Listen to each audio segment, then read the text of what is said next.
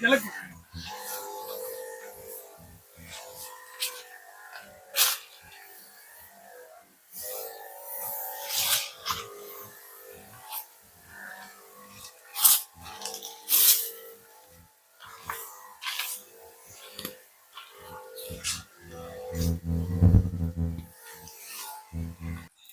రైతు సోదరులకు నమస్కారం అండి.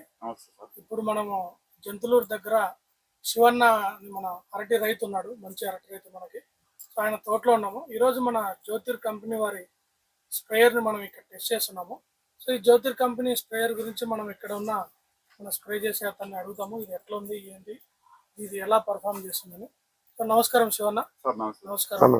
సో ఇప్పుడు మీరు ఈ స్ప్రేయర్తో స్ప్రే చేస్తున్నారు కదా, ఇది ఎట్లా ఉంది ఇప్పుడు స్ప్రే చేస్తుంటే? ఈ స్ప్రేయింగ్ చాలా వెయిట్లెస్, చాలా తక్కువ ఉంది.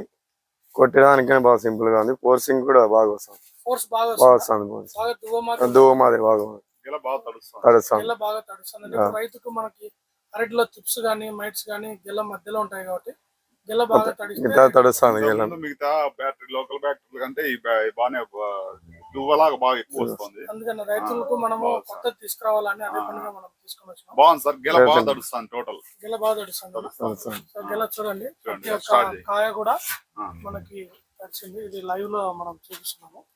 ప్రతి గిల్ల ప్రతి కాయ కూడా దాన్ని ఆ ఫోర్స్ కి లోపల కూడా మనకు తడిచింది. దీన్ని